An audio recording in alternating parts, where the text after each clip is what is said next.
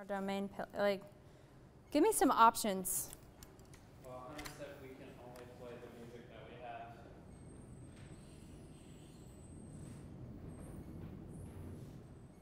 have. Coverage you can count on.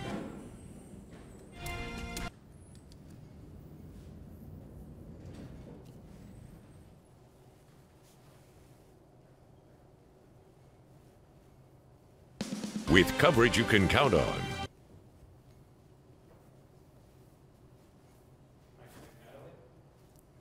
Mic check, 1 2 1 2 1 2.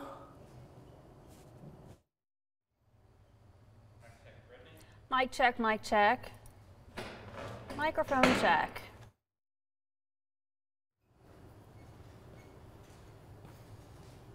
Mic check, mic check.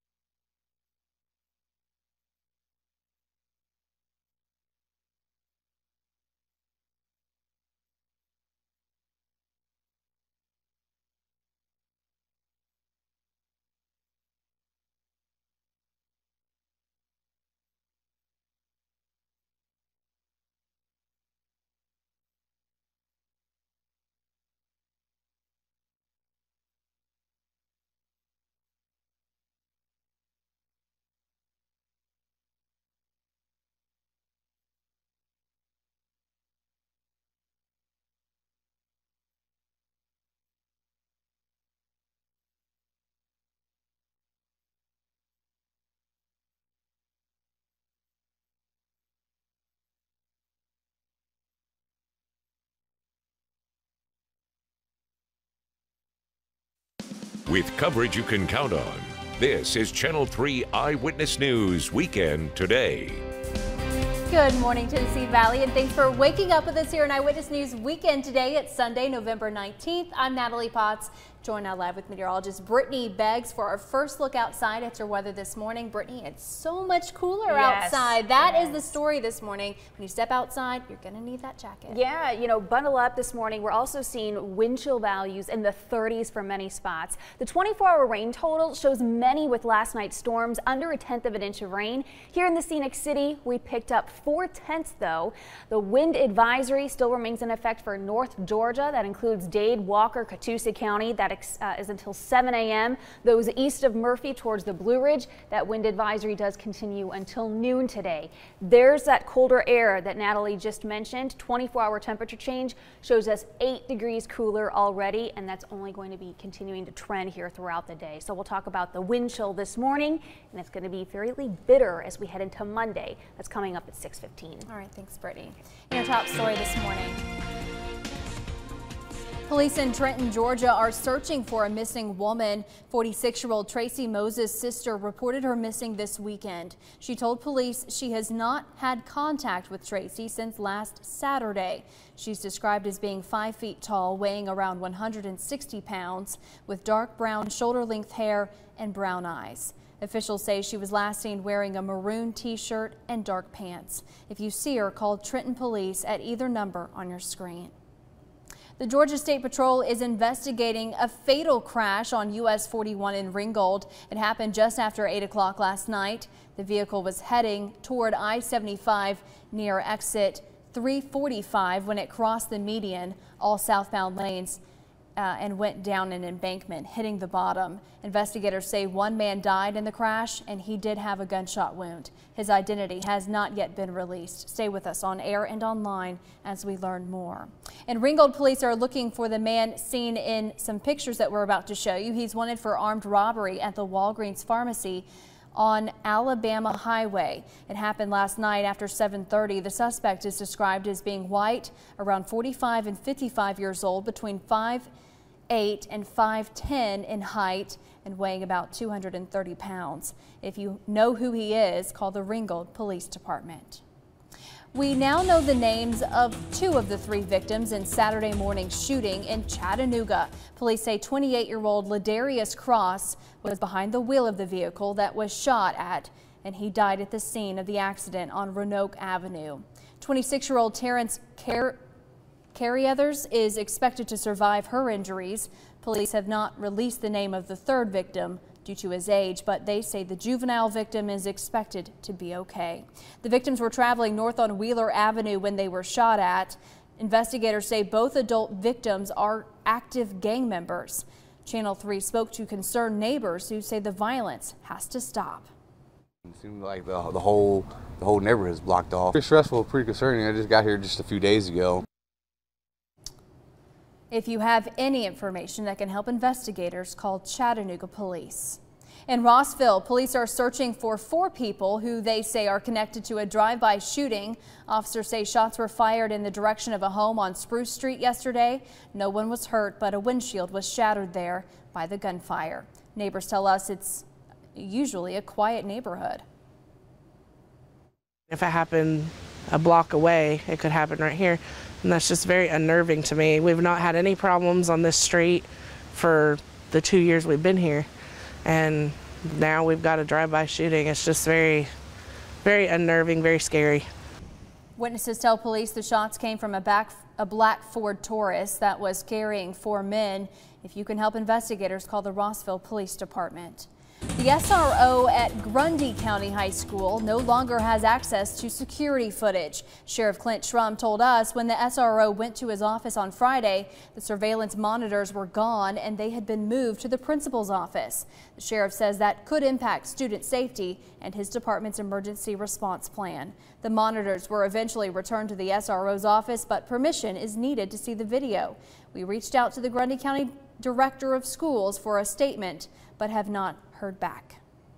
And the family of a 5-year-old boy who was killed earlier this year at the Sundial restaurant in Atlanta is suing for negligence. Charlie Holt was killed in April after he was trapped between the rotating portion of the restaurant's floor and wall. That's a space of only about 4 to 5 inches.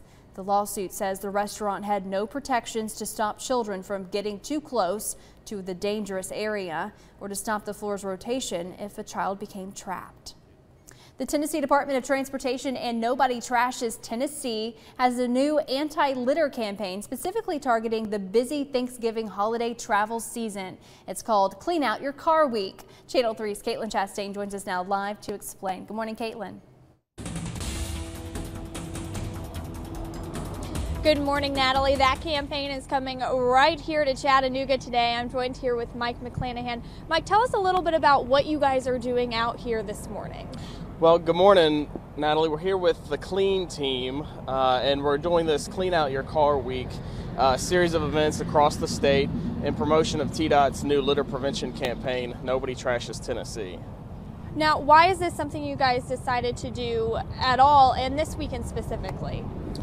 Well, This week before Thanksgiving and around the holiday is the most traveled weekend of the year, and so we're trying to take the message out to motorists to clean out their vehicles. A lot of roadside litter originates from inside the car, so we're trying to make sure that people are aware that they can clean out their car, encourage them to clean out their car before it goes out the window, gets tossed out. So if folks drive through here today, stop here at this Welcome Center, what will they be able to do? What will your team be doing here? We're here in Tiftonia this morning, and we're trying to encourage folks that swing by to clean out their car. We've got dust busters, and we're trying to help people to clean out the items that are in their car. We're cleaning out their windshield. We've got little backpack vacuums, and we're trying to promote the campaign as well, so we've got some promotional items we're passing out. There are these excellent little patterned car litter bags that we're handing out, trying to get people to toss their trash into that. Perfect. Thank you so much.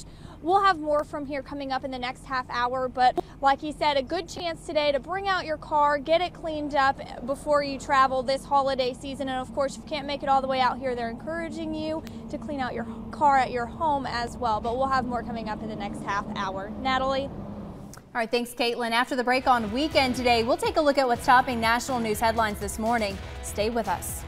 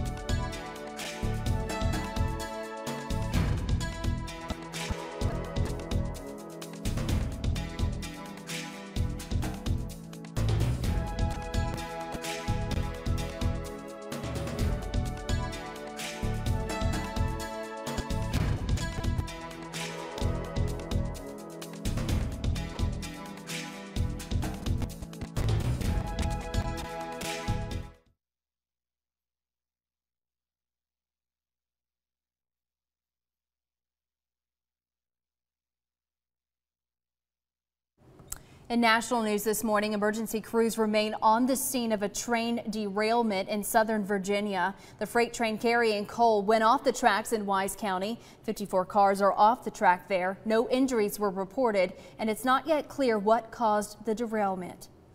The reward for information in the murder of a Baltimore police officer has jumped to $215,000. Detective Sean Suter was gunned down Wednesday as he investigated a suspicious person. Despite a citywide manhunt, police have not yet identified or arrested a suspect.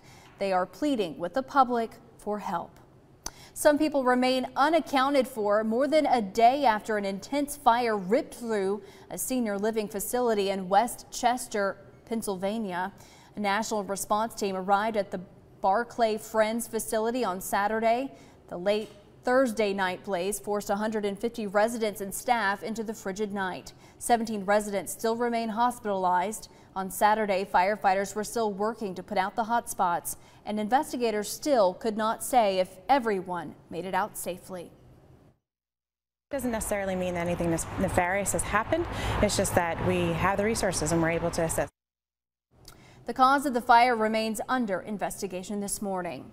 In your news from around the world, Argentina's Navy said yesterday it was ramping up the search for a submarine that hadn't been heard from in 3 days. And at least 6 other nations said they would join in the effort. The Navy said that the area being searched off the country's southern Atlantic coast has been doubled as concerns about the 44 crew members grew. Participants from 23 different countries gathered in the Mexican city of Leon to take part in the 16th annual International Balloon Festival. More than 200 hot air balloons rose into the air Friday on the first day of the festival. The festival takes place in the central region of Mexico over the next 3 days. Thousands of people in Argentina's capital marched yesterday to celebrate the annual Gay Pride Parade, promote equal rights, and call for acceptance and tolerance. Participants held gay pride flags and danced as they made their way through downtown Buenos Aires. March organizers said they are celebrating progress while also demanding more rights for the LGBTQ community. When we come back in Eyewitness News Weekend today, Brittany Beggs will have a full look at your forecast. Plus, we'll take a look at some events happening around the Scenic City. Stay with us.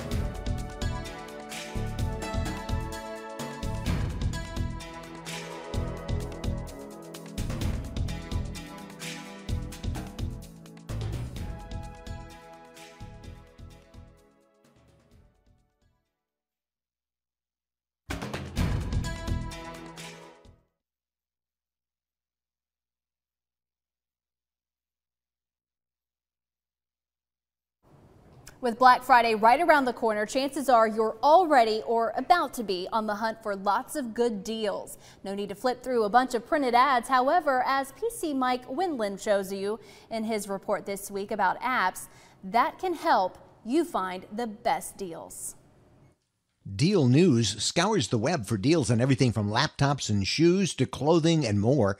Keep track of special deals, find the best coupons, even a few freebies. Sign up for alerts for specific items, and with 300 deals a day vetted by their experts, you'll never have a lack of ways to save. It's free for iOS and Android.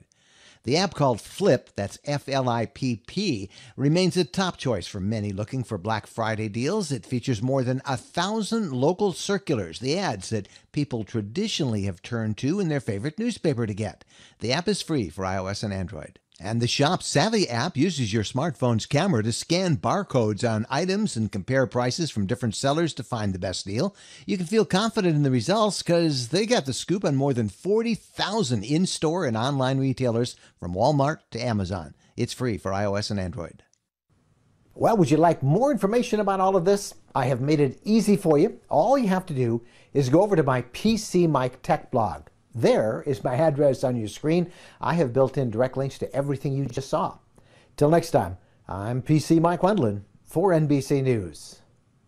All right, the time now is 6:15. With last night's storms, the peak wind gust that I've seen is out of McMinnville. They picked up a 36-mile-per-hour wind gust, and across Tullahoma, they had a 41-mile-per-hour wind gust. Those are the peak gusts that I've seen. So we had just a few power outages last night. A lot of that, though, has been restored. So some good news to report, because take a look at these colder temperatures this morning. Some of us coming in the 30s, including Blue Ridge already and Altamont.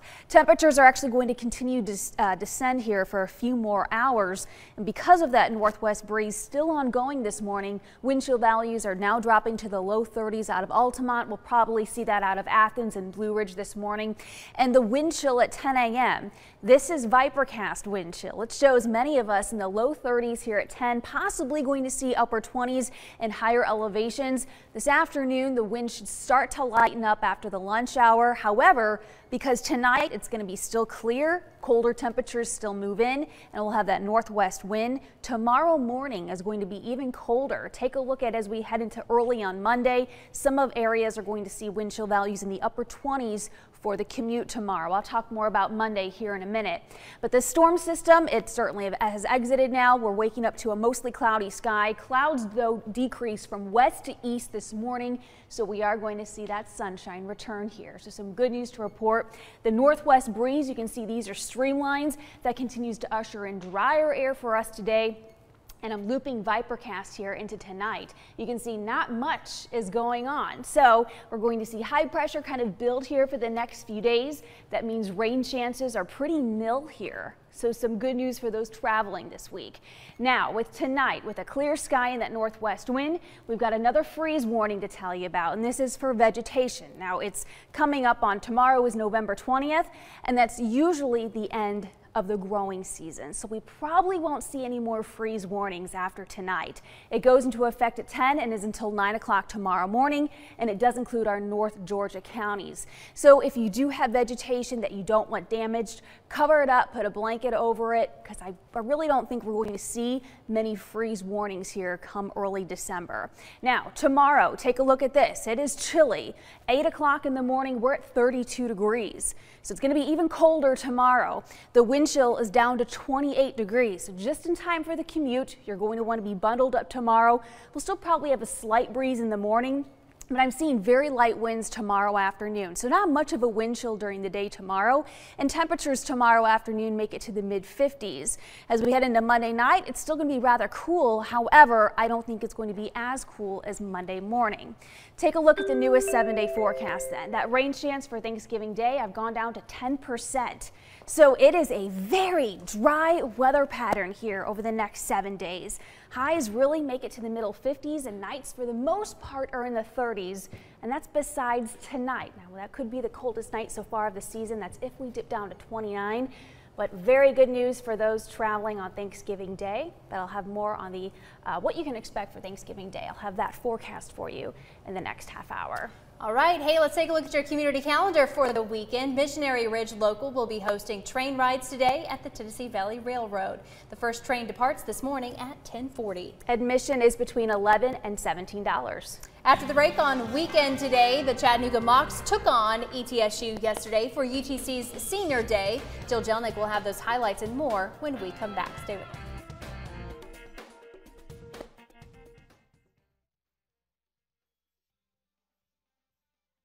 It wasn't the start to the Tom Arthur.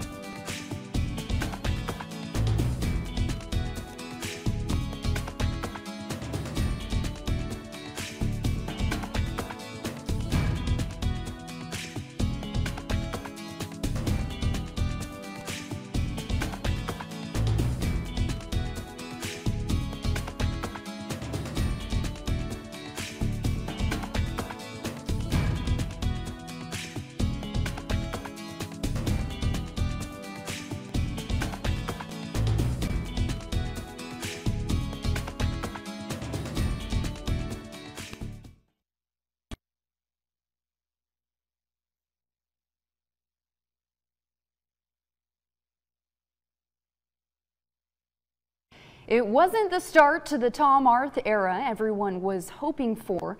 The Mocs certainly had their fair share of lows this football season, but also a handful of highs. And last night was one of those highs. It was the final game of the regular season for UTC, which also meant that it was senior day for 22 Mocs. Defense was the name of the game in this one. The Mocs had former Cleveland quarterback Austin Heerink on the run all game long. The Bucks would be forced to kick a field goal in the first, and well, that would be all the defense would allow the whole day. After a while, though, things got a little heated between the two teams as ETSU led 3-0 at halftime. Mocs, though, refocused after the break as Bradley Central grad Cole Copeland hits Bryce Nunley on the outside, and the former Walker Valley star takes off running all the way to the 12. Copeland would then lead Joseph Parker in the flat, and Parker would run the rest of the way for the Mocs' first touchdown. UTC would add a field goal late in the third to make it 10-3, and while that score would hold, the Mocs finished the 2017 season 3-8 overall, but end on a good note. Switching over to the SEC, the Tennessee Volunteers needed to win last night's game against LSU in order to make a bowl game this year.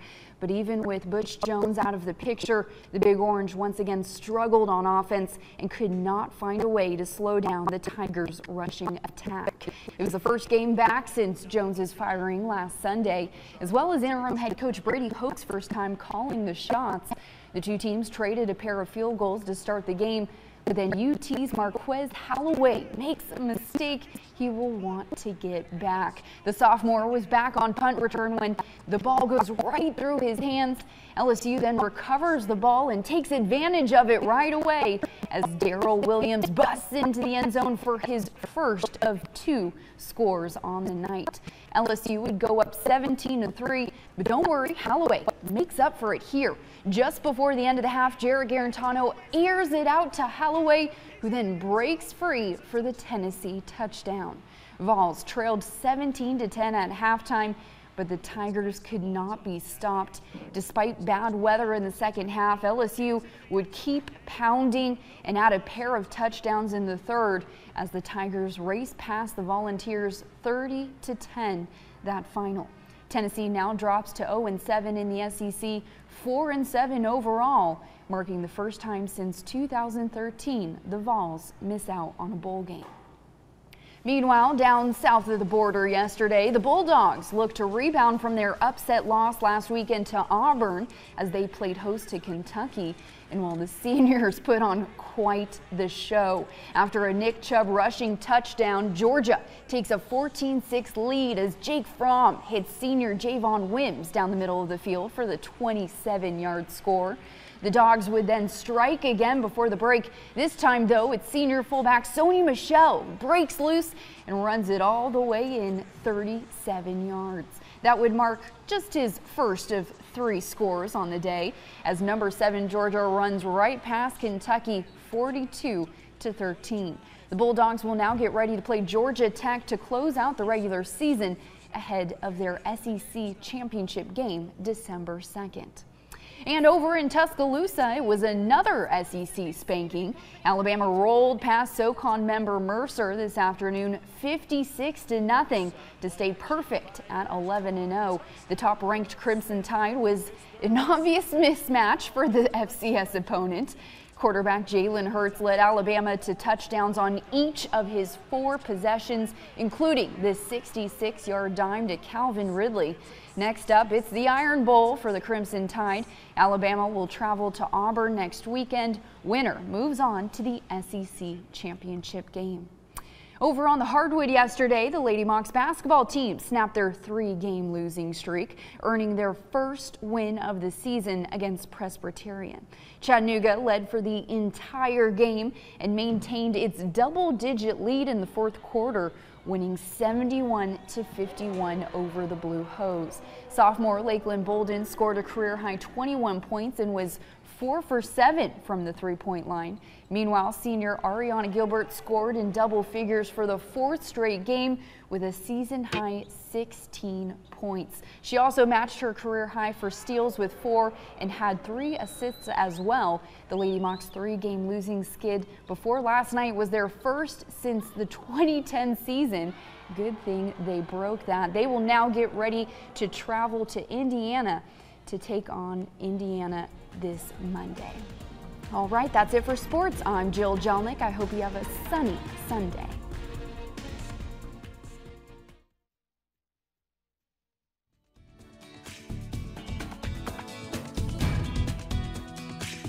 With coverage you can...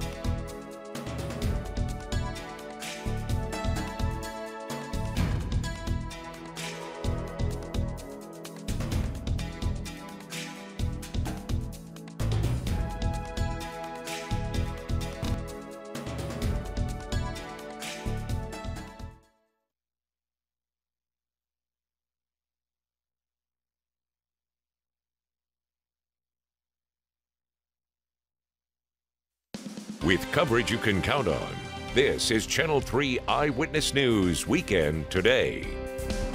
Good Sunday morning, Tennessee Valley, and thanks again for starting your morning here with us in Eyewitness News Weekend Today. I'm Natalie Potts. And I'm meteorologist Brittany Beggs. Good morning, everyone. Right now we're in the mid-40s. Some spots are in the upper 30s. Because of the breeze ongoing, no fog to tell you about. Here's a look at view at Mission Ridge this morning. Clouds are clearing out there and that air temperature is dropping. Take a look at this. It's 38 in Blue Ridge and 37 in Altamont. That northwest wind is now at 6 miles an hour.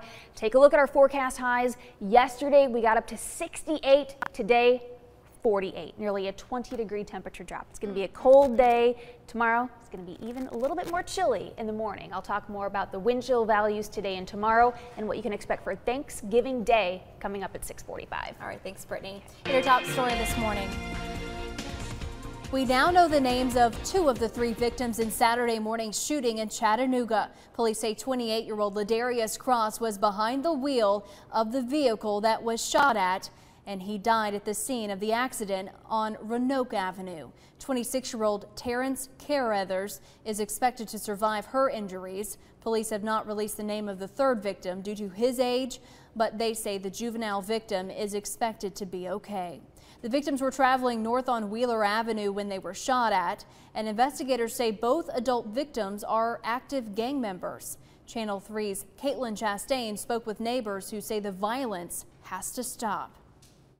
It seemed like the whole neighborhood is blocked off, and Yellow crime scene tape and police lights filled Mark Mink's front yard as he watched police swarm a portion of Roanoke Avenue Saturday morning, right next to his new home. Pretty stressful, pretty concerning. I just got here just a few days ago. Police are investigating after one person was found dead and another shot. They tell Channel 3 that person was taken to the hospital. We watched as investigators focused on 2 cars wrecked in the front yard of a home, and a crowd of people stood by with police. Many neighbors say the intersection is a high-traffic area during all hours of the day, many cars detouring because of the crime scene.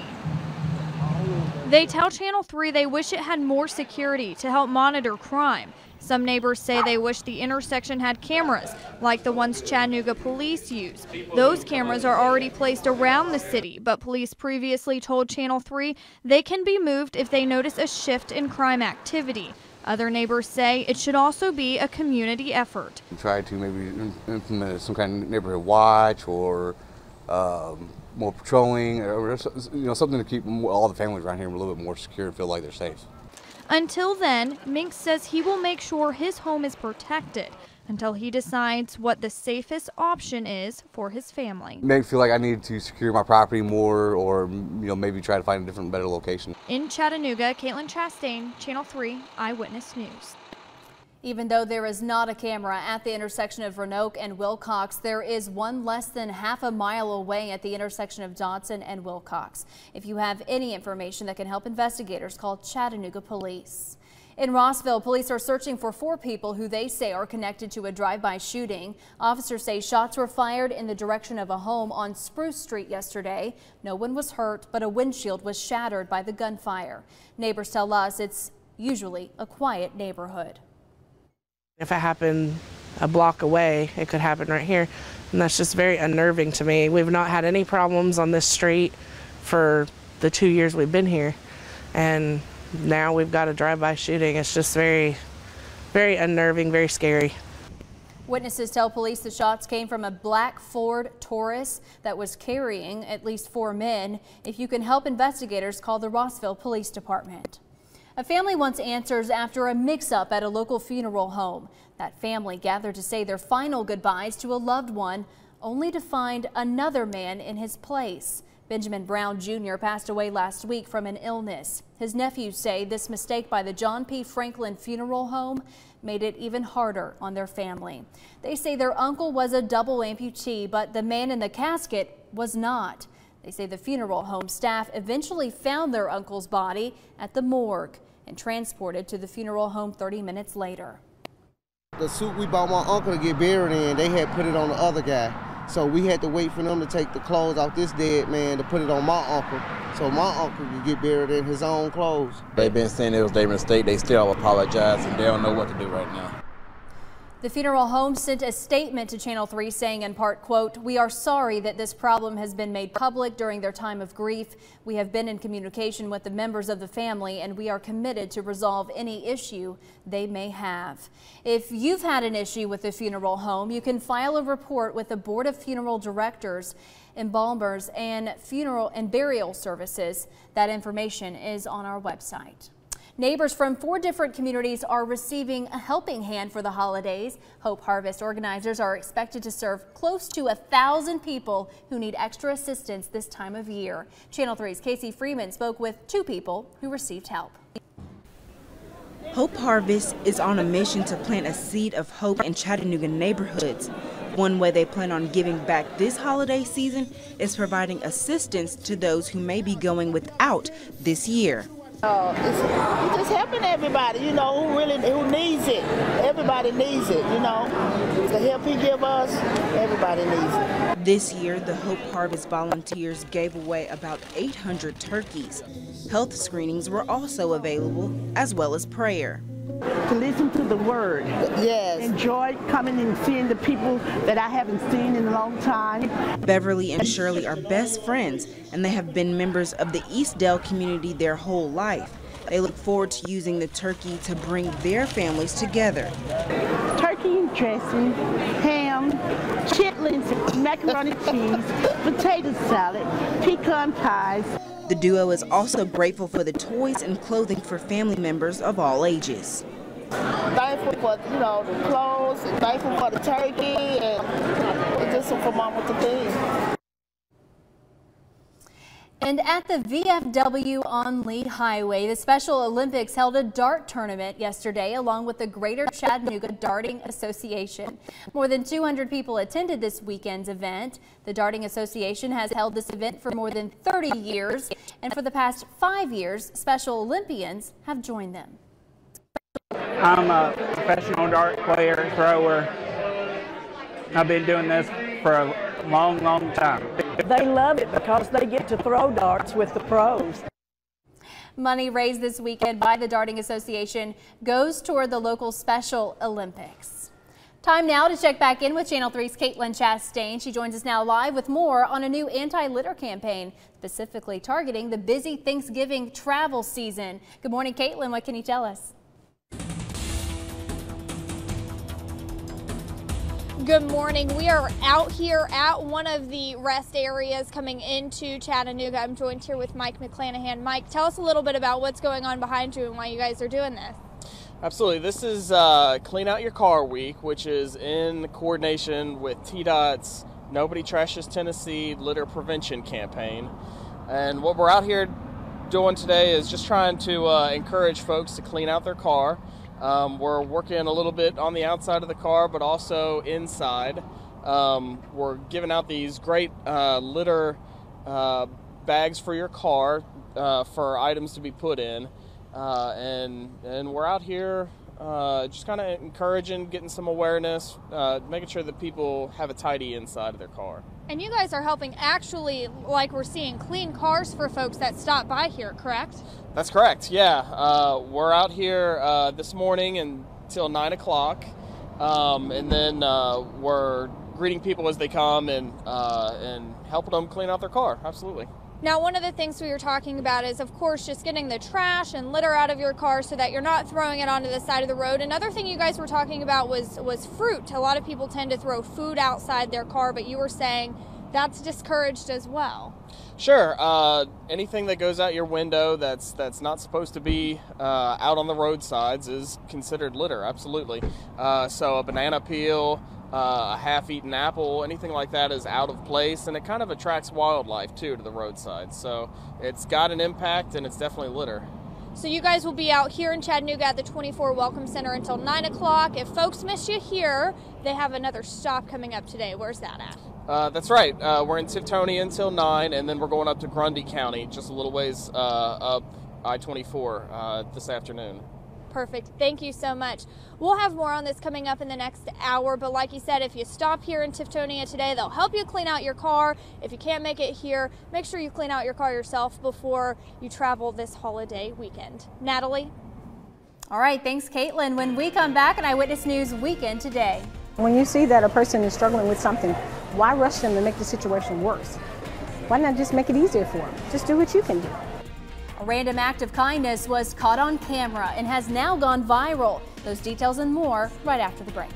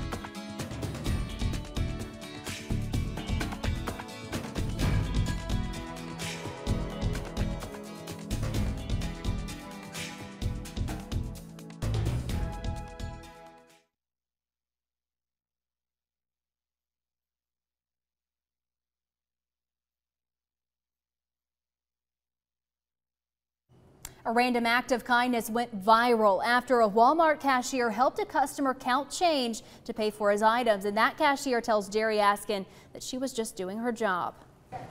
Well, some customers said it was an act of kindness, but you're about to meet Tracy Connor, who told me she was simply doing her job when she checked out a customer who had lots of change despite a line behind him. I love people. I love them. Y'all all right? I'm doing well. How about yourself? And for the past 12 years at this Clarksdale, Mississippi Walmart, that's been so obvious. Tracy Connor said what she did Monday on the job is something she hopes more of us would do. It's nothing special, and why they're making such a big issue out of it, I cannot wrap my brain around it. She was in shock, though, when someone showed her this Facebook post by customer Spring Bolin, applauding her patience and generosity when she helped an older regular customer who forgot his wallet and only had change to pay. Bolin was a customer in line behind the man and snapped this photo. I think the total was like $2 and some change, and that's all he had. I told him just lay him on the belt. I'll count. No biggie, no rush. The post has gotten more than 95,000 likes and over 50,000 shares on Facebook. When you see that a person is struggling with something, why rush them to make the situation worse? Why not just make it easier for them? Just do what you can do. A heart-wrenching post, perhaps reminding us all to be nice to everyone we encounter. People like that are good people. Well, the wind advisories are beginning to be canceled across North Georgia. A little early, they still remain in effect for the Blue Ridge area until noon. We'll talk more about the wind chill today, and I'll talk more about Thanksgiving Day coming up at 6:45.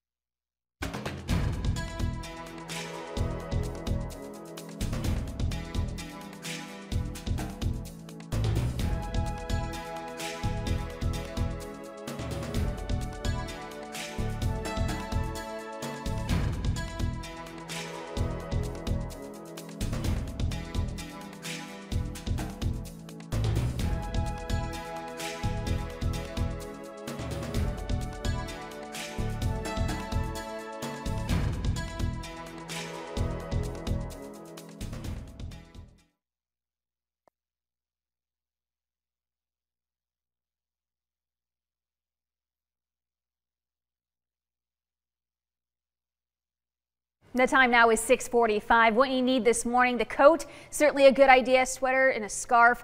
You don't need that umbrella today. As far as that front, it's really moved past us now, further east, so our rain chance is done. Now, we're still seeing clouds this morning. Those are going to clear from west to east, so we still might have a little bit more cloud cover across the Blue Ridge area and those east of the Scenic City this morning. But then this afternoon, we'll have a lot of blue sky. Temperatures, though, are about 20 degrees colder this afternoon. And by tonight at 6 o'clock, it's still going to be clear. We'll still have that north wind, so tonight is going to be even colder. I think we're going to be about 10 degrees colder tonight.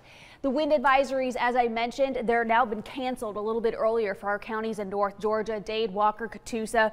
They still remain in effect, though, for the Blue Ridge until noon. I could see these being canceled a little bit earlier because I'm not seeing very strong winds out there this morning. As far as the Scenic City, We currently have a sustained wind from the northwest of 10 miles an hour. So that front has really worked its way east now, and you can see on our satellite and radar, we still have some low-level clouds out there, but there's no rain to tell you about this morning. So some good news if you're out and about, maybe wanting to do some hunting earlier this morning. It's chilly. You certainly want to be bundled up. Vipercast showing again at 2 o'clock, still going to have that northwest wind. We'll have that clear sky.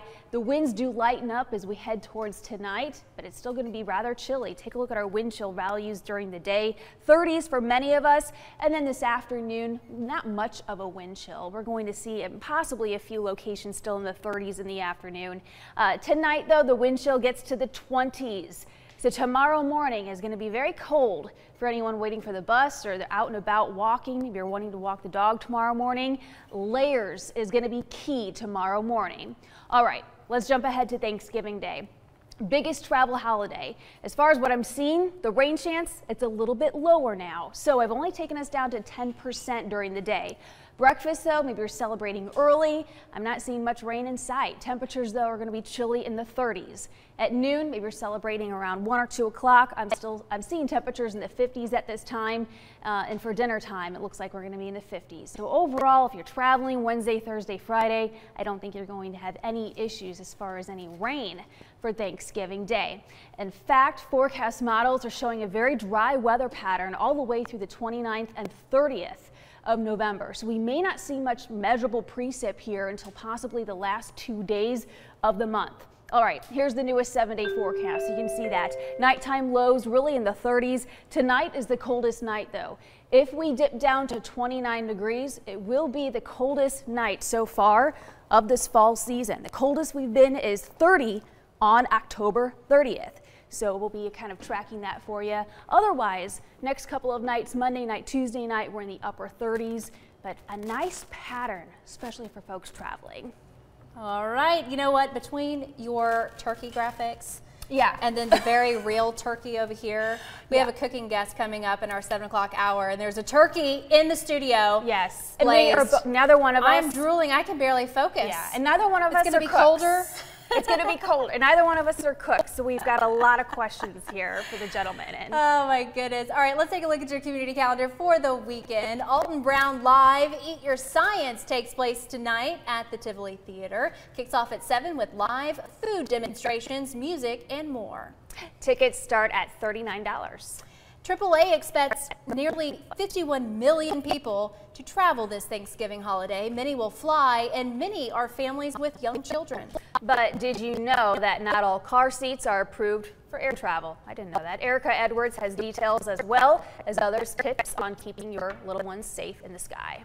Detroit, it's our courtesy boarding for anyone needing extra time down the jetway and families with young children 3 and under. There's a reason people flying with kids need extra time. They have a lot of stuff. Extra diapers, extra wipes. Take everything that you absolutely need in the diaper bag because you're allowed. And even though kids under age 2 are permitted to sit on their parents' laps on airplanes, many safety experts recommend also taking car seats. Unexpected turbulence can jostle anything or anyone left unsecured. Things are hitting the ceiling. Things are flying all over that aircraft. We don't want our most precious cargo, being our child, to be that object. Most major brands like Britax have seats that can be taken on airplanes, but not all safety seats on the market are FAA approved. All car seats do have a label right on the side, stating in red letters if it can be used for air travel. Whether it fits in increasingly cramped quarters is another issue. Now, a good rule to make sure your seat will actually fit on the airplane is to make sure it's no wider than 16 inches. There is another smaller and easily transportable option. The FAA has approved the CARES harness that converts an airplane lap belt into a harness. Welcome aboard. Thank you. They're in-flight options to get you rolling. That's the way to travel. And safely reach your final destination. Erica Edwards, NBC News.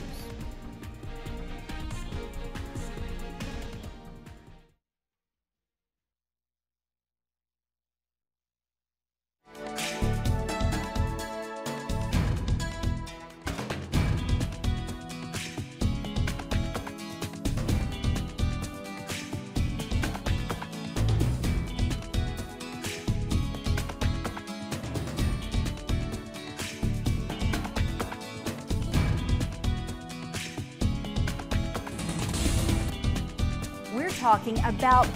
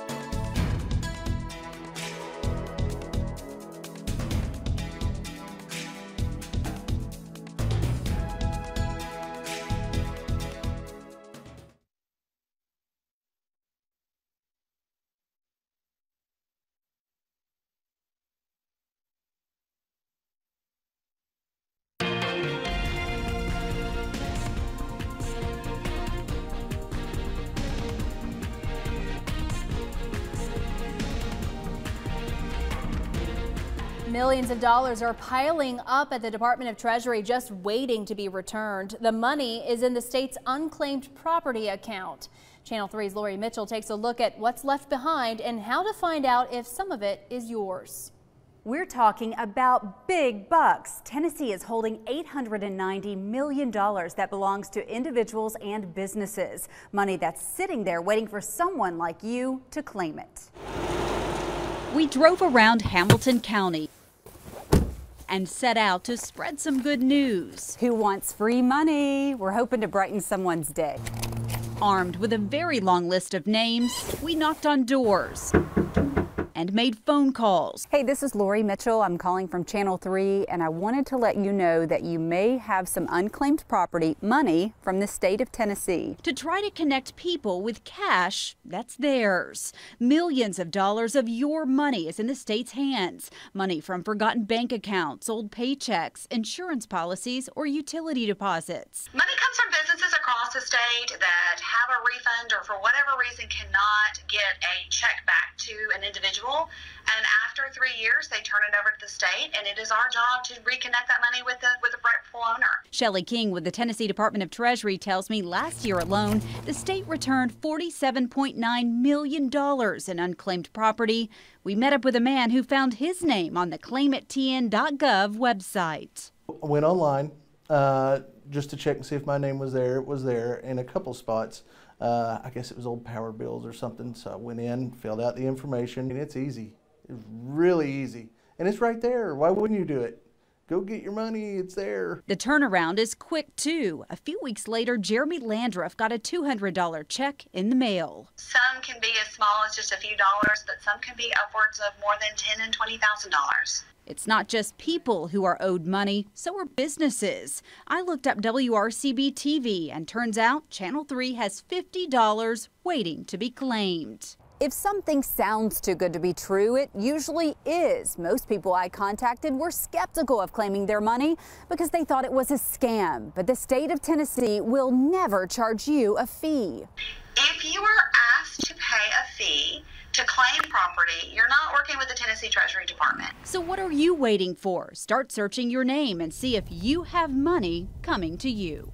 In Hamilton County alone, there's more than $32 million in unclaimed property. We have a link on our website so you can find out if some of it is yours. I'm Lori Mitchell, Channel 3 Eyewitness News.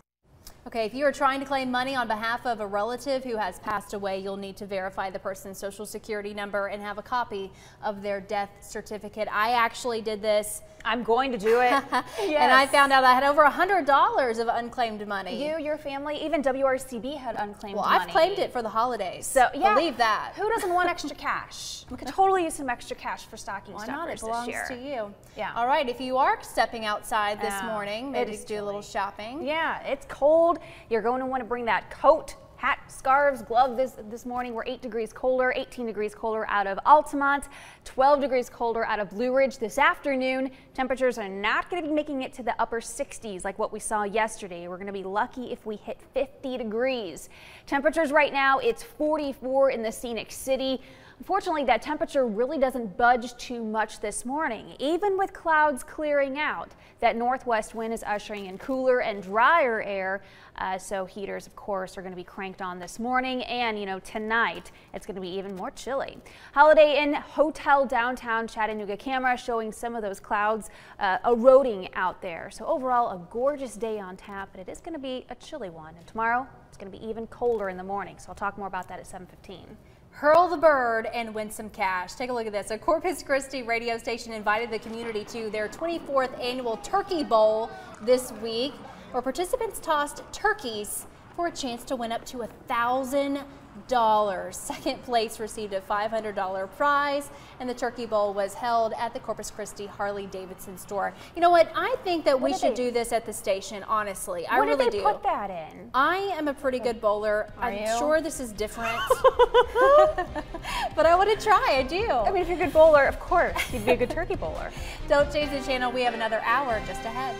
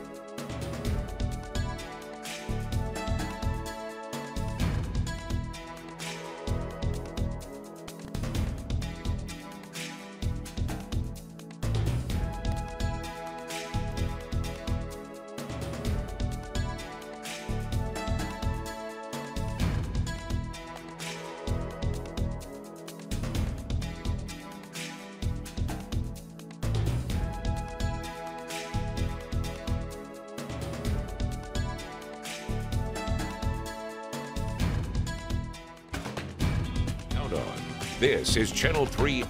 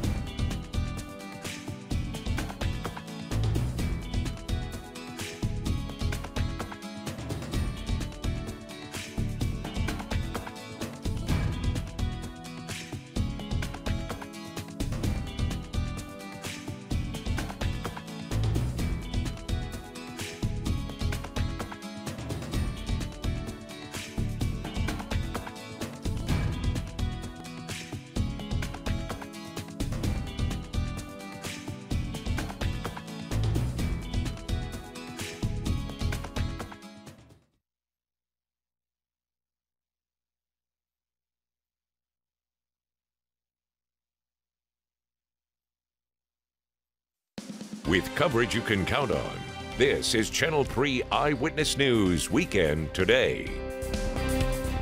Good morning, Tennessee Valley. Thanks for waking up with us here at Eyewitness News Weekend Today. It's Sunday, November 19th. I'm Natalie Potts, joined on live with meteorologist Brittany Beggs for a look outside at your weather this morning. Brr. Yeah. It is chilly. It is chilly. You know, tomorrow it's going to be even colder. I'm seeing temperatures 10 to 15 degrees colder by tomorrow morning. Girls Preparatory School, or GPS, I spy some blue sky out there. Clouds are clearing out there this morning. We have a gorgeous day on tap, but it is going to be a cold one. And the breeze is starting to die down as well. But take a look at our wind chill readings. They're in the 30s in many spots. Athens, that wind chill is at 32 degrees.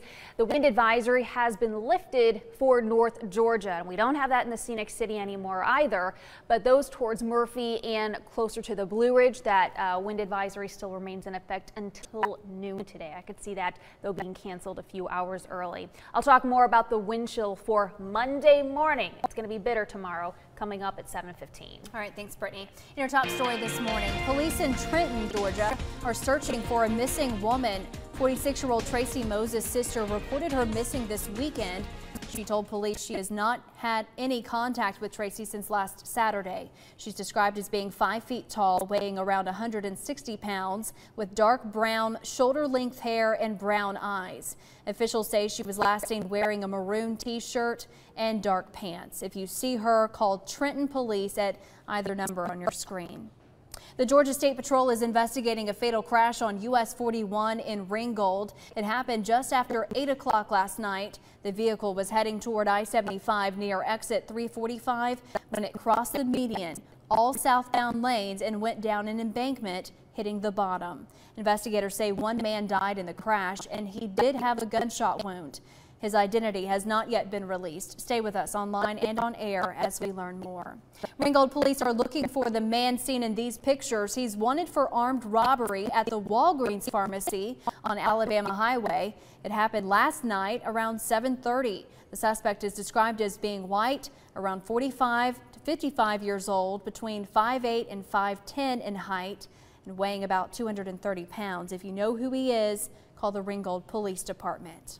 We now know the names of 2 of the 3 victims in Saturday morning's shooting in Chattanooga. Police say 28-year-old Ladarius Cross was behind the wheel of the vehicle that was shot at, and he died at the scene of the accident on Roanoke Avenue. 26-year-old Terrence Carryothers is expected to survive her injuries. Police have not released the name of the 3rd victim due to his age, but they say that juvenile victim is expected to be okay. The victims were traveling north on Wheeler Avenue when they were shot at. Investigators say both adult victims are active gang members. Channel 3 spoke to concerned neighbors who say the violence has to stop. It seemed like the whole neighborhood is blocked off. Pretty stressful, pretty concerning. I just got here just a few days ago. If you have any information that can help investigators, call Chattanooga Police. The SRO at Grundy County High School no longer has access to security footage. Sheriff Clint Schrum told us when the SRO went to his office on Friday, well, that surveillance monitors were gone and they had been moved to the principal's office. The sheriff says that could impact student safety and his department's emergency response plan. The monitors were eventually returned to the SRO's office, but permission is needed to see the video. We reached out to the Grundy County Director of Schools for a statement, but have not heard back yet. Nearly 500 people gathered at Coolidge Park this weekend for autism awareness. More than 24 vendors were on site offering autism-related resources. People raised money as teams or individually as for the Chattanooga Autism Center. It's not only families who are out here today, or kids with autism or adults with autism. You have teachers, you have community members, business owners. Everybody you can think of is out here to support autism awareness and autism acceptance. All of the funds raised support local autism programs. This was the 5th year for the walk. Channel 3's very own Michelle Herron was the MC for yesterday's event. Well, the Tennessee Department of Transportation and Nobody Trashes Tennessee has a new anti-litter campaign specifically targeting the busy Thanksgiving holiday travel season. It's called Clean Out Your Car Week. Channel 3's Caitlin Chastain joins us now live to explain. Good morning, Caitlin.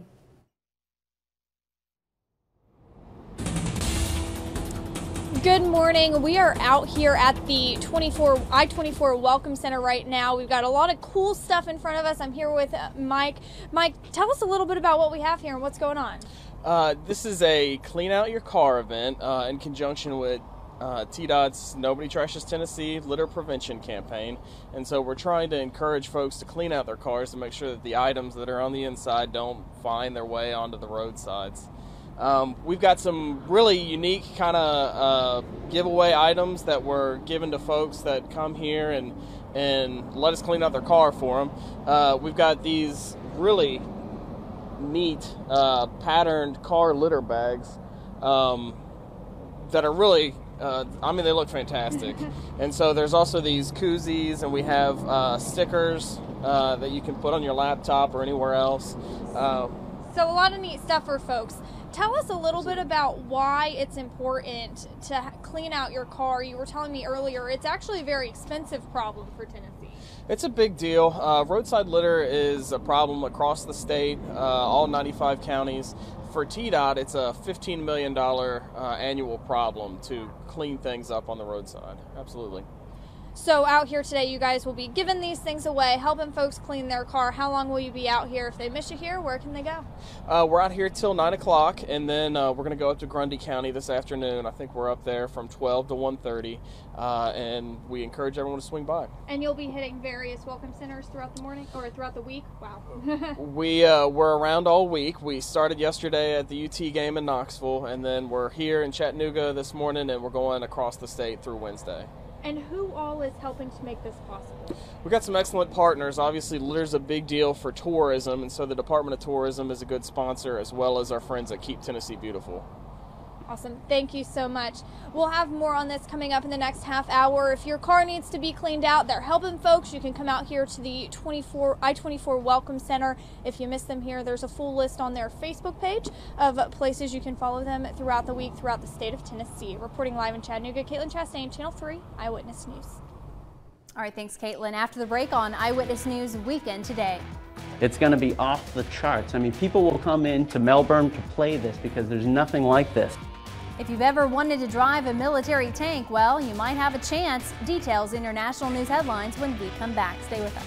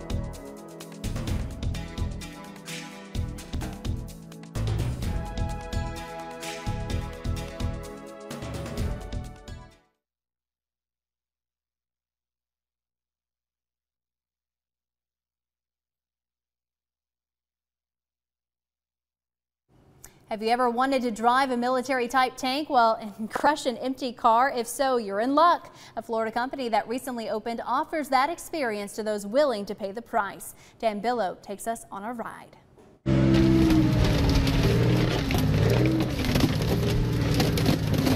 A few business partners in Melbourne had this crazy idea. Buy a couple tanks and let people drive them over old junk cars. Tank America on Ellis Road was born.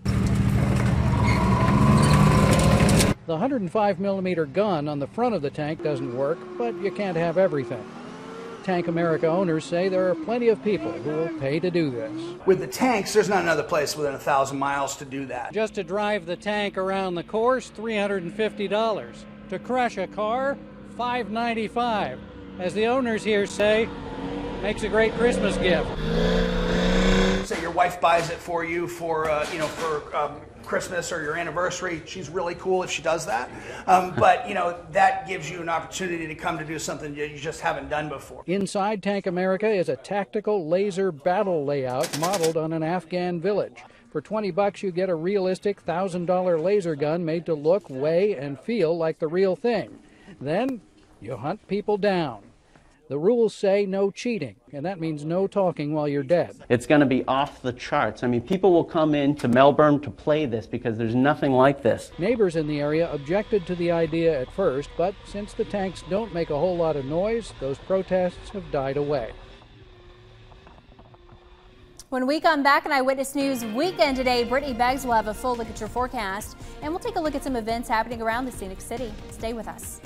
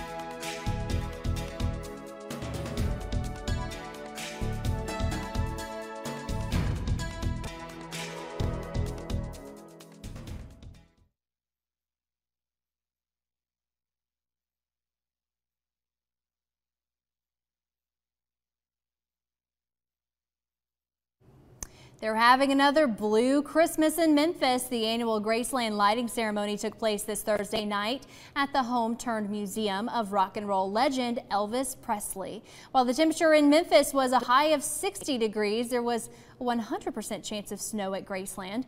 Displays included a piano, harp, and guitar. The ceremony also included kids' activities and a visit from Santa Claus. Let's go over to Brittany Beggs in the Storm Alert Center for a look outside. Hey, Brittany. Hey, good morning, Natalie. So temperatures today well below average. Average high is 61 degrees for November 19th and November 20th. We're going to be lucky if we make it to the 40s. Cold front has moved well now across really the eastern shore, and we have clouds also clearing now out this morning. So we're starting to see some of those clouds break apart. Temperatures much cooler, and that wind is starting to lighten up out there as well. The wind advisory was canceled a little bit earlier for North Georgia, still remains in effect for those closer to the Blue Ridge until about noon today. Vipercast still showing these streamlines, winds from the northwest going for us all day. Lots of sun here. So tonight, because we'll still have that northwest wind, clear skies, it's going to be even colder tonight. So ACs, of course, kicked off. Heaters, of course, turned on this morning, and also Monday morning. I'm seeing lows possibly in the upper 20s tonight and into tomorrow morning. All right, the 24-hour rain, what we saw with last night's system. Many locations saw under 1/10 of an inch of rain, 0.04 of an inch of rain just north of the Scenic City. Actual report out of Chattanooga was 0.4 of an inch of rain. Where we did see some of the strongest wind gusts was out of Tullahoma. I had a 41-mile-per-hour wind gust there. Out of McMinnville, close to 36-mile-per-hour wind gusts. So there were a few power outages last night, but from EPB, I'm seeing a lot of that has been restored this morning. So some good news for that because it's certainly much colder out there. Looking ahead into tomorrow, wind chills are likely going to be in the low 20s. So it's going to be a bitter start to your Monday morning. Below average temperatures here all this week, including Thanksgiving Day and Black Friday. So a lot of folks are going to be out and about for Black Friday. It's going to be a chilly one, but I'm not seeing much rain or even any winter precip. So it's going to be a mainly dry pattern. So pretty nice here for anyone traveling here over the next few days. All right, forecast highs today 20 degrees below what we saw yesterday. We picked up 68 degrees yesterday at Chattanooga. Today only getting up to 48 degrees. Vipercast showing by tonight temperatures really plummeting again. So by tomorrow morning, take a look at this, putting this forecast model in motion. Until about 6 o'clock, we're going to be close to 34 degrees. Some spots could be in the upper 20s. This is the actual air temperature. It's not the wind chill. It's going to be very cold tomorrow. There's also a freeze warning that goes into effect tonight at 10 p.m. and that's until 9 o'clock in the morning on Monday. It is for our counties in North Georgia. This is probably going to be the last freeze warning. This is for vegetation. If you don't want it damaged, cover it up. But we're coming to the end of the growing season, so we're probably not going to have another freeze warning here. Tomorrow then, let's get to it. Temperatures in the low 30s, wind chills in the upper 20s tomorrow morning, and then forecast highs get a little bit better tomorrow afternoon, near 56 degrees. And then we'll stay in the 50s for the next few days. Nighttime lows in the 30s and just a 10% chance for rain on Thanksgiving Day. And I'll talk more about travel plans for Wednesday, Thursday, and Friday coming up in the next half hour. All right, hey, let's take a look at your community calendar for the weekend. The Enchanted Garden of Lights is open for the holiday season at Rock City. Tickets are between $12.95 and $22.95. The event begins tonight at 6 o'clock and ends at 9 p.m. Last year, Chattanooga Public Works collected almost 6 tons of leaves from residential properties. The department began this season's on-demand loose leaf collection earlier this month. If you live in city limits and want leaves gone from your lawn, it takes just one phone call. But there are a few rules to follow. Channel 3's meteorologist Nick Austin explains. It's easy to have one of these Public Works trucks come to your home to pick up your leaves. The citizens can use the Chat 311 app, or they can call 311 to get the request put in. Deputy Director Rusty Blevins says it's a long-time service offered to people living within Chattanooga city limits, and it's just one of their services covered by property taxes. They are done by first come, first served basis for the most part when the requests get heavy, but we try to get to them as quickly as we possibly can. Usually within 2 weeks from the time you place your request. To guarantee your pickup will go smoothly, place your leaves in neat piles near the curb, but not in the street. Don't put piles of leaves in front of catch basins or drains. They'll block the flow of stormwater. Also, don't mix branches, twigs, or other brush with the leaves you want picked up. Our vac systems don't work very well when they get limbs hung in them. After Thanksgiving weekend, Public Works will start making general rounds with no appointments necessary. November the 27th, we will start running our area maps, so we would be sweeping in areas at that point. You can even use this online map to see when trucks will be in your neighborhood, but the further you live from downtown, the longer you'll have to wait. Basically, we'll start in a circle and just kind of work our way out as we go. After the break on weekend today, the Chattanooga Mocs took on ETSU yesterday for UTC Senior Day. Jill Jellick will have those highlights and more when we come back. Stay with us.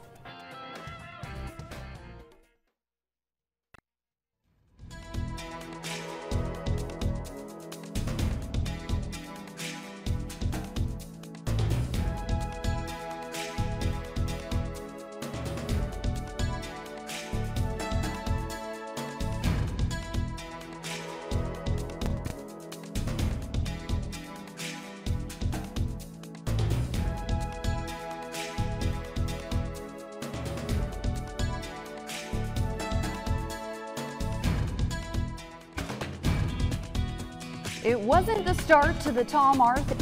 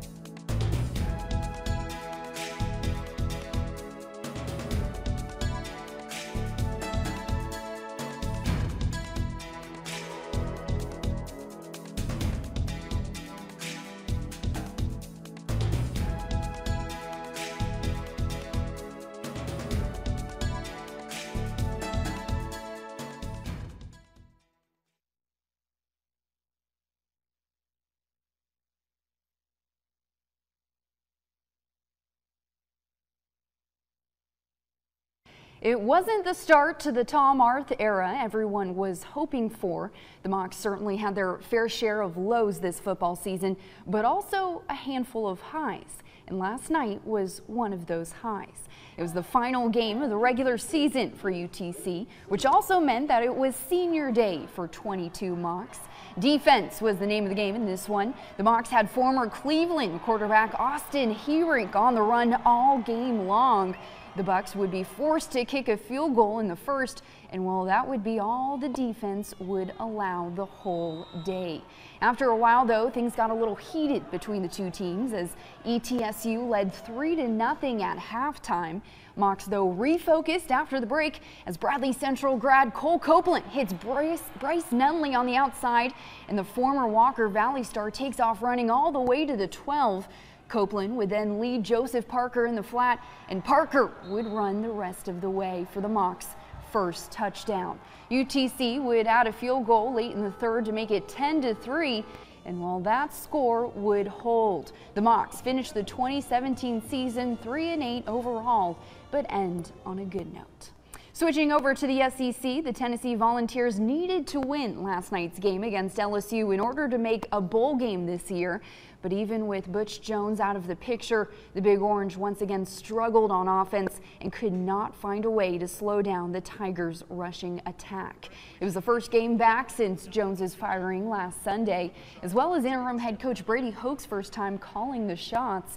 The two teams traded a pair of field goals to start the game, but then UT's Marquez Holloway makes a mistake he will want to get back. The sophomore was back on punt return when the ball goes right through his hands. LSU then recovers the ball and takes advantage of it right away as Darrell Williams busts into the end zone for his first of 2 scores on the night. LSU would go up 17-3, but don't worry, Holloway makes up for it here. Just before the end of the half, Jarrett Garantano airs it out to Holloway, who then breaks free for the Tennessee touchdown. Vols trailed 17-10 at halftime, but the Tigers could not be stopped. Despite bad weather in the second half, LSU would keep pounding and add a pair of touchdowns in the third as the Tigers raced past the Volunteers 30-10 that final. Tennessee now drops to 0-7 in the SEC, 4-7 overall, marking the first time since 2013 the Vols miss out on a bowl game. Meanwhile, down south of the border yesterday, the Bulldogs looked to rebound from their upset loss last weekend to Auburn as they played host to Kentucky. And while the seniors put on quite the show, after a Nick Chubb rushing touchdown, Georgia takes a 14-6 lead as Jake Fromm hits senior Javon Wims down the middle of the field for the 27-yard score. The Dogs would then strike again before the break. This time, though, it's senior fullback Sony Michel breaks loose and runs it all the way in 37 yards. That would mark just his first of 3 scores on the day as number 7 Georgia runs right past Kentucky 42-13. The Bulldogs will now get ready to play Georgia Tech to close out the regular season ahead of their SEC championship game December 2nd. And over in Tuscaloosa, it was another SEC spanking. Alabama rolled past SoCon member Mercer this afternoon 56-0 to stay perfect at 11-0. The top-ranked Crimson Tide was an obvious mismatch for the FCS opponent. Quarterback Jalen Hurts led Alabama to touchdowns on each of his 4 possessions, including this 66-yard dime to Calvin Ridley. Next up, it's the Iron Bowl for the Crimson Tide. Alabama will travel to Auburn next weekend. Winner moves on to the SEC championship game. Over on the hardwood yesterday, the Lady Mocs basketball team snapped their 3-game losing streak, earning their first win of the season against Presbyterian. Chattanooga led for the entire game and maintained its double-digit lead in the fourth quarter, winning 71-51 over the Blue Hose. Sophomore Lakeland Bolden scored a career-high 21 points and was 4 for 7 from the 3-point line. Meanwhile, senior Ariana Gilbert scored in double figures for the 4th straight game with a season-high 16 points. She also matched her career high for steals with 4 and had 3 assists as well. The Lady Mocs' 3-game losing skid before last night was their first since the 2010 season. Good thing they broke that. They will now get ready to travel to Indiana to take on Indiana this Monday. All right, that's it for sports. I'm Jill Jelnick. I hope you have a sunny Sunday.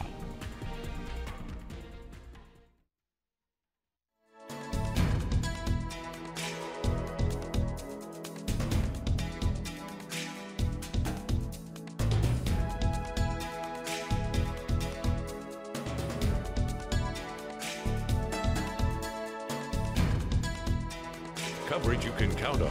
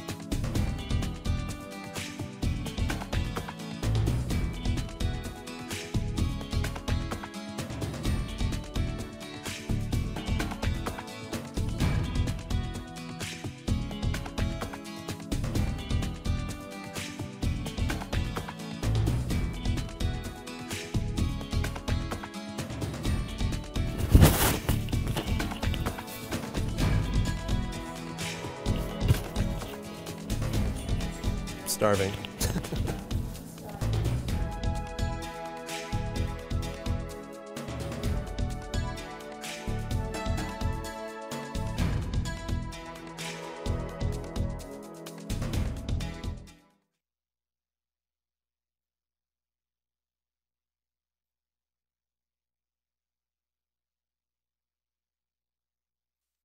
With coverage you can count on, this is Channel 3 Eyewitness News Weekend Today. Good Saturday morning, Tennessee Valley, and thanks again for starting your morning here with us in Eyewitness News Weekend Today. I'm Natalie Potts. And I'm meteorologist Brittany Beggs. Good morning, everyone. It feels like a winter day out there. We have temperatures dropping, clouds are clearing. The wind is starting to lighten up out there, but it is a brisk start.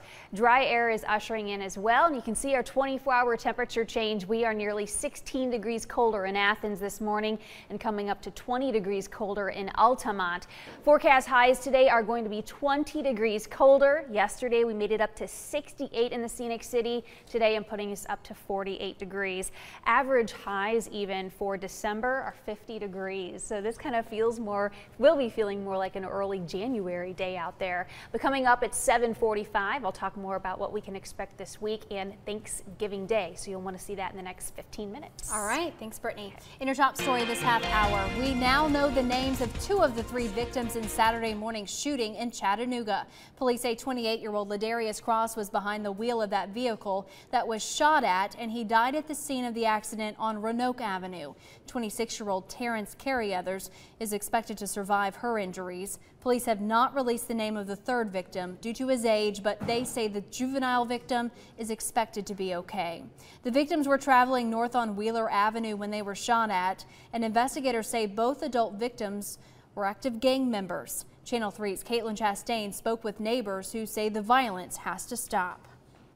It seemed like the whole neighborhood is blocked off, and Yellow crime scene tape and police lights filled Mark Mink's front yard as he watched police swarm a portion of Roanoke Avenue Saturday morning, right next to his new home. pretty stressful, pretty concerning. I just got here just a few days ago. Police are investigating after one person was found dead and another shot. They tell Channel 3 that person was taken to the hospital.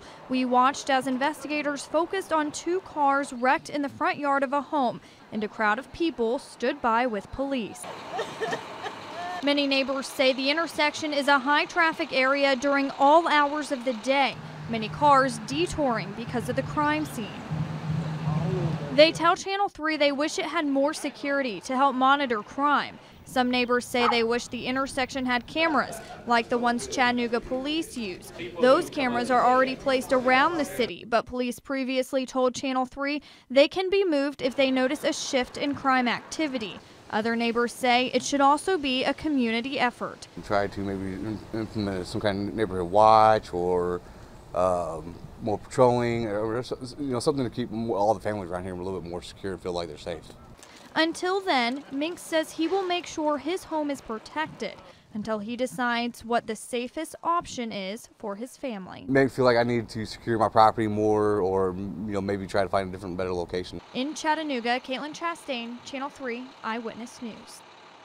Even though there is not a camera at the intersection of Roanoke and Wilcox, there is one less than half a mile away at the intersection of Dodson and Wilcox. If you have information that can help investigators, call Chattanooga Police.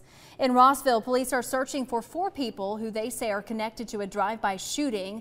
Officers say shots were fired in the direction of a home on Spruce Street yesterday. No one was hurt, but a windshield was shattered by the gunfire. Neighbors tell us it's usually a quiet neighborhood. If it happened a block away, it could happen right here. And that's just very unnerving to me. We've not had any problems on this street for the 2 years we've been here. And now we've got a drive-by shooting. It's just very, very unnerving, very scary. Witnesses tell police the shots came from a black Ford Taurus that was carrying 4 men. If you can help, call the Rossville Police Department. A Chattanooga man has been laid to rest after a mix-up at a funeral home. Family and friends gathered for a visitation for 66-year-old Benjamin Brown Jr. at John P. Franklin Funeral Home, only to find out it wasn't him. Channel 3's Cameron Taylor has more. Right now, this funeral home has lost all the trust from our family. All of it. Dominique Brown is struggling to forgive. He's traumatized after seeing someone else in his uncle's casket during a visitation on Wednesday. That feeling did not fade after the funeral service. You want to shake my hand and ask me how I'm doing today. How can I shake your hand knowing that you just mixed up two different bodies? Brown wants to know how that could happen. The funeral home issued a statement shortly after the mix-up, expressing remorse and saying it was looking into the matter. Do you have a response to what happened yesterday? The owner spoke to us briefly outside. We were prayerfully sorry, and we don't know, somebody misunderstood and made a bad move, made a wrong move. Brown says it's not enough.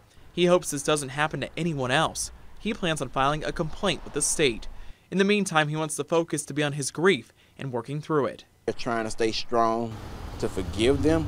It says in the Bible to forgive them, then to forget about it. If you've had an issue with a funeral home, you can file a report with the Board of Funeral Directors, Embalmers, and Burial Services. That's all posted on our website, WRCBTV.com, and inside the WRCB app. Good news for drivers on Hickson Pike. The interchange at I-53 is now back open, at least for now. TDOT is temporarily postponing construction during the holiday season. Since last January, crews have been working to expand the bridge and repave the roadway. There will be more closures in the new year, and construction should wrap up in May. Chattanooga held its first ever hip hop festival, celebrating the music culture this weekend. This festival allowed about 40 different artists to hit the stage to perform their very own music. The day-long event also included artist development classes where participants could learn how to be a DJ or just the basics of hip hop dance. It's helped a lot of artists with exposure. It's helped a lot of artists kind of get themselves together for shows in the future. Organizers say this is only the beginning for hip hop in Chattanooga. Time now to check back in with Channel 3's Caitlin Chastain. She joins us now live with more on a new anti-litter campaign, specifically targeting the busy Thanksgiving holiday travel season. Good morning, Caitlin. Good morning, Natalie. We're out here at the I-24 Welcome Center right now. I'm joined here with Mike McClanahan. And Mike, we're even giving our car a cleaning out right now. Tell us a little bit about why this is important for folks to do this weekend. Yeah, this is great. So this coming up week is the most traveled week of the year for folks. And of course, most of the litter that ends up on roadsides comes from inside your car. Either the window's down and it flies out, or maybe it's on your floorboards and travels out with your feet, something like that. But it's really important to make sure that you've got a clean car as you travel. Make sure that litter stays in a trash can where it needs to be. And cleaning up the roadsides is actually very expensive for the state of Tennessee, right? Tell me a little about that. It is. So TDOT spends around $15 million a year cleaning up litter on the roadsides.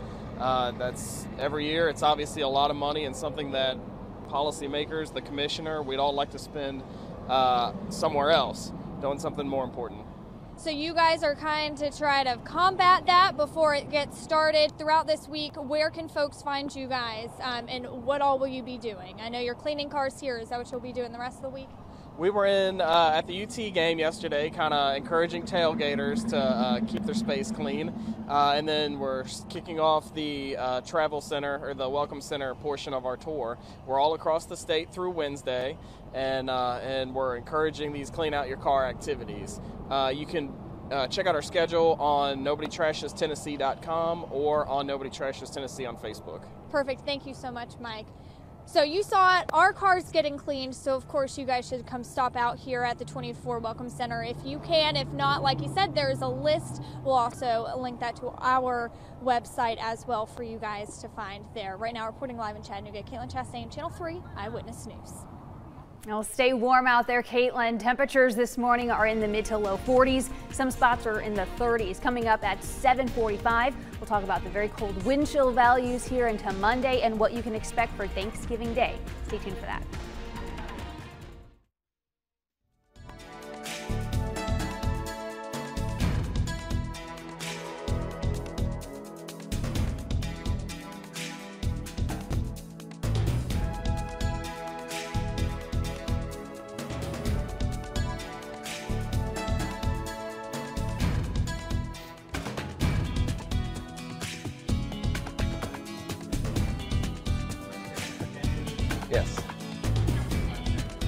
Oh, hello. Right downtown, Broad Street.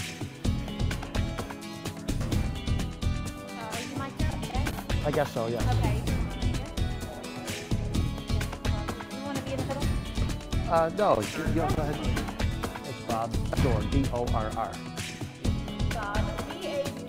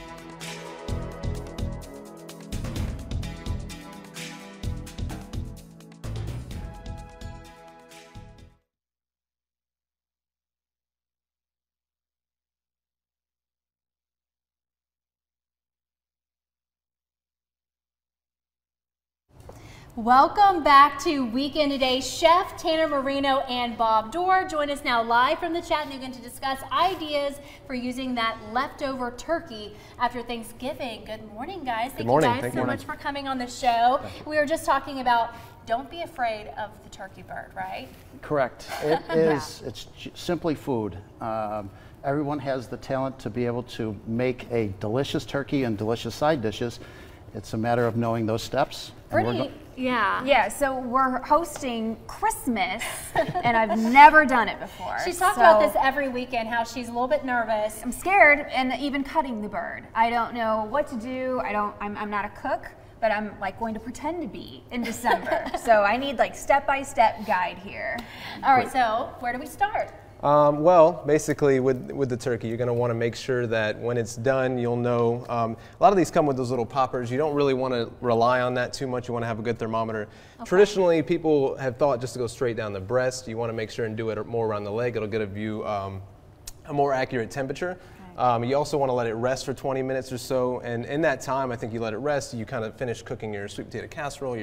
You bring everything together at that moment, and then you let the turkey rest, and the juices set in, and everything will kind of be, working all, together. So what we'll do is basically take the turkey as it's finally cooked, and about how many hours? So it kind of ranges on the size of the turkey, but. I think this is a 12 to 14 pounder, about 3.5 hours at 325. You kind of want to go a little higher in the temperature, and if you notice that it's getting a good golden brown kind of sear on it, you want to turn it down a little bit and just kind of finish it more at like 300. But so basically, and my parents have used the motorized one. It works just as well, but motorized. Oh my God, I've never even seen that. Oh yeah. I'm technically old school with that, but it works well. But a good slicer is a good key to have. Any kind of knife that you can. Kind of attack the turkey with, but you're basically going to want it, the breastbones right here. You're going to want to kind of find it. And and that smells amazing. The thought process with this is a lot of people, we were just talking about it, that there's somebody in the family that does this every time. And tradition. It's always a father, or an uncle, or a grandfather. And we want to make it to where that everybody feels like they can do it. So basically, you're just going to ride the bone all the way down and kind of use your hand to pull the breast away. We want it to be pretty too. And I was just going to say, this skin looks just delicious. Well, thank you. How did you get that look? And it looks tasty, but what did you do? So basically, another good thing to do in this process is letting it brine overnight, setting it into a bath of like salt and sugar. I do a lot of citrus, oranges, and stuff like that too. Okay. You're just letting it sit in that overnight and let it kind of dry out a little bit, and then it'll really impart that flavor into the skin and help it to be a lot more crispy. So obviously the longer the better, I guess it sits, I guess? I'd say overnight. 24 hours or so, especially depending on the size of the turkey. If it's a smaller one, you could probably go more like 12, but yeah, 20, like something this size, probably overnight would be fine. Okay. Pull it out, kind of like dry it off, and then, so as you're doing this, the breast and the leg will kind of fall off of it. Now, since it's cooked, you'll hear that kind of that leg bone break. Now, the wing part, you don't. Nobody. I didn't realize it broke. It's like those chickens you can get at the store too. You hear, you know. But when I eat those, it's gross. It's like here's a carnivore, you know. So like this, you're doing it very nice, very pretty, very dainty. It's so with the breast, it kind of comes off right. If you do go ride the bone all the way down, it'll come straight off. You can kind of separate it at the wing area, so you'll have this your nice breast right there. And then the leg, when you hear that when you push it down, it'll crack and break off the bone. I want to see you do the other side. Yeah, right. I will help you through that, okay. yeah. We can do So that. the leg will also kind of come off pretty easily because that bone just separates, and you'll also have, which a lot of times, you know, this is kind of what I'll talk about later, but the dark meat is kind of what a lot of people don't know what to do with, but I've taken it and just set the leg out, and, you know, somebody might eat the whole leg, somebody's, you know, tore apart the meat, so. I am that girl in the family. And you were mentioning like you're going to have turkey for days. So, you know, what do you want to do with this turkey? You want to mix it up too. You want to have different side dishes because you might just get a little bit tired of eating turkey alone Correct, for days and days. So you have a couple side dishes here. Tell me about these dishes. Yeah. So basically, you know, you have your turkey. Everybody kind of buys a huge one because they might have 5 people or 20, but it's, you know, you're going to have some leftovers. So I always think of ways to kind of make it a little bit more playful, more creative. You know, a lot of people just have turkey sandwiches. Well, you know, why don't you take your turkey, make like a turkey salad? I put cranberries, sage, celery, a lot of the ingredients you kind of find in stuffing. So it's all the same flavors of Thanksgiving and the holidays. It looks gorgeous with those colors too. So that's a really good, like, quick, you know, when you're making your sandwiches, you got the mix already made. Couple of warm dishes that are really like, the cassoulet is a classic French dish. This sounds fancy. It is, but it's also. Is it hard to make? No, it has a fancy name, but it is super simple to make. It's essentially kind of like a white bean soup. It's got the white bean puree as the base, and then it has white beans in it. That's the traditional. I put breadcrumbs on the top, but it's basically kind of like a very warming fall winter dish that really brings that leg meat that a lot of people don't know what to do with. And then I did something a little bit more playful. If you guys have something in between Thanksgiving and Christmas, it's a little bit of a holiday get together. You can like, put some, I basically use, it's a brand actually, the sweet potato chips from Food Should Taste Good. They're like my favorite chips ever, and they pair perfectly with it's the smoked thigh meat. I infused some cranberries into our house barbecue from BSG, the Broad Street Grill. And I also did kind of like a root veg slaw on top. So I was going to say, what's that red? The red is the barbecue sauce. It's a cranberry infused barbecue sauce. So again, some turkey nachos. Yeah. I'm like, I think I might have to just do this. Go right ahead. So about it. As you can see, it's kind of importing all the same things, the same melody of all the flavors. You know, cranberries, root vegetables, sweet potatoes. Now, absolutely, the Chattanoogan has a brunch that you guys do every year for Thanksgiving, but you guys are sold out this Thanksgiving. We are. But you do have a brunch with Santa Claus that you can attend, right? We do. Leading up to Christmas every Sunday, we will have a brunch with Santa, and then we'll have a Christmas Day brunch that Santa won't attend because he's tired from the night before. He's resting. He's resting. It's tough work going around the world. It is. And, but it's available every Sunday. You can make reservations or simply pop in. Awesome. And you know what? I did forget to mention, in case you are a little sick of turkey, you have a seafood brunch the day after Christmas. In case you're turkeyed out, the day after Thanksgiving, we begin a seafood buffet, and that will run every Friday. All right. If you want to find out more about tickets or catering for any brunch, if you want to do brunch with your family, maybe go sit down with Santa Claus. Go to our website. How do you do that? Go to our website, ChattanooganHotel.com. All right. Thank you guys. Thank you. So much for coming on the show. We're going to pig out after this. Yeah. All right. That is ChattanooganHotel.com. We want to thank you for joining us. We'll be back with more news and weather right after this.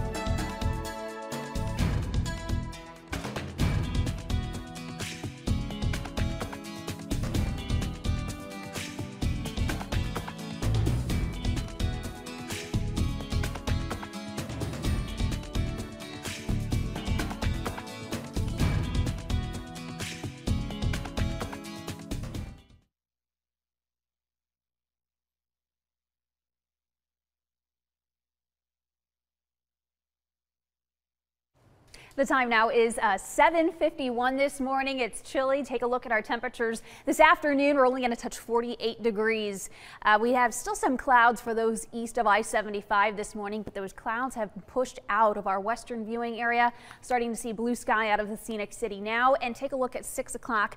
Really, temperatures don't budge too much during the day here. So what you need this morning, as you saw from Caitlin Chastain, she's kind of got the whole nine yards on this morning. Coats, scarves, gloves, hats, gloves. It's the whole thing, whole shebang, especially if you're maybe walking the dog this morning.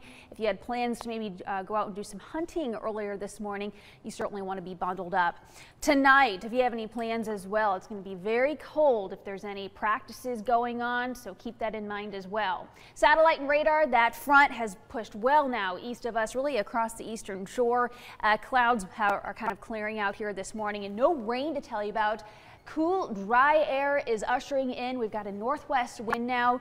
The winds are starting to die down, though, so that's the good news. The wind advisory has been canceled. It was canceled a little bit earlier for counties in North Georgia. Murphy area could still see a little bit of a breeze this morning. But you can see on Vipercast by this afternoon, really not a cloud in sight here. We're going to have high pressure build here over the next couple of days, and that means that sinking of air, that clear sky, so no precip to tell you about. Tonight, it's going to be chilly. Again, it's going to be colder, though. This northwest wind continues. The clear sky to early tomorrow morning. It's going to be bitter for the little guys waiting for the bus or anyone tomorrow morning. 32 degrees with a clear sky at 7 a.m. tomorrow. Wind chill values are going to be in the 20s. So it will be very cold tomorrow. 3 p.m. though, it'll be better temperature-wise in the afternoon, making it to 55 degrees.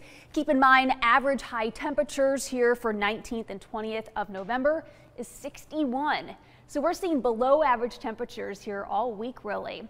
We also have a freeze warning to tell you about. It goes into effect tonight at 10 p.m. and that continues until 9 a.m. on Monday morning, and it is for counties in North Georgia. Freeze warning means sensitive vegetation can be damaged. So if you're growing anything, cover it up if you don't want it damaged. This is probably going to be, though, the last freeze warning of the season. November 20th is usually the end of the growing season here. All right, let's take a look at Thanksgiving Day. I'm seeing rain chances very minimal, so hardly anything for Thanksgiving Day. Here's a look at breakfast. Temperatures are in the 30s, lunch we're in the 50s, and then temperatures still in the 50s for dinner time. So no issues to tell you about as far as rain, really. Only a 10% chance on Thursday. We'll be back after the break.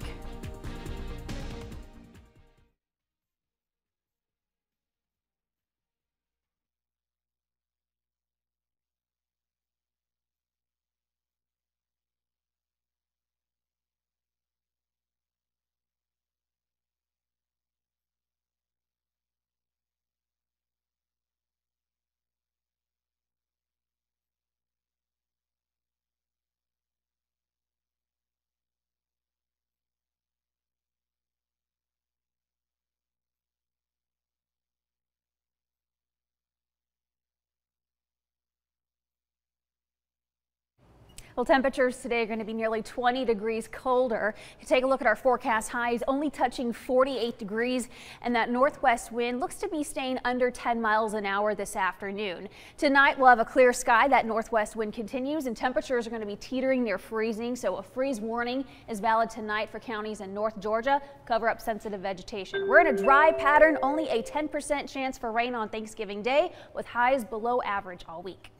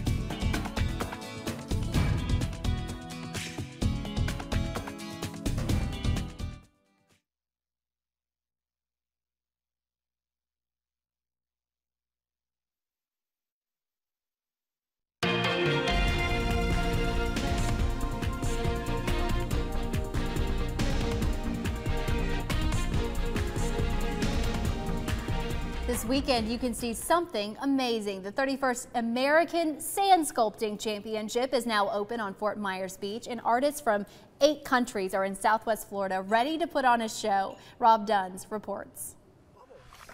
From simple sand to awesome art, the transformation happening at Fort Myers Beach's Sand Sculpting Championship this weekend is big. But for the artists working here, it's a labor of love, with a focus on the little things. It cuts both sides at the same time. Meet Bruce Waugh. Almost 30 years now. He's a sculptor who traveled more than 3,000 miles to compete. This is a wonderful setting to have a contest and exhibition like this. Combining sand, water, tools, and air, this Canadian artist is crafting a sculpture of Snoopy. Looks good when there's definitely sunlight and you've got some deep shadows. When we're working on a sand sculpture, we're constantly keeping them wet. Bill Knight's helping to organize this year's event. He says building with sand needs water, and lots of it. That's why this stretch of beach is suited up to serve. And we've run a fairly elaborate system of PVC through the whole beach so that each sculptor has his own hose. That's what gives artists like Bruce the elements he needs to create. And do some wonderful artwork on the beach at the same time. Lots of fun. We were just talking about the amazing talent. Oh, yes. And you know, we saw a couple of these sculptures, sculptures out of Riverview earlier this year. So yeah, neat though. From what I understand, hairspray, right? Is that right? Hairspray. We were just told hairspray is one of the tips and tricks that they use. Bob says he's got a couple of other tips he knows about. All right, if you're stepping outside today, bundle up. Yeah, the whole 9 yards are needed this morning. Take a look at our view at Mission Ridge. Lots of sun going for us today. That's the good news, but it is chilly. 20 degrees colder now from Altamont, 12 degrees colder now from Chattanooga, and forecast high today only gets up to 48 degrees. So feeling certainly like a winter day out there. Looking ahead tomorrow morning, wind chill values likely in the 20s. I'm seeing below average temperatures here all week, including Thanksgiving Day, but it's trending drier and drier. And of course that can change. So you want to check back in with meteorologist Nick Austin tonight, David Carnes tomorrow morning, and of course Chief Meteorologist Paul Barris tomorrow evening. So looking forward to that. And of course we want to thank you for joining us this morning. The Today Show is right after the break. We hope you have a great Sunday.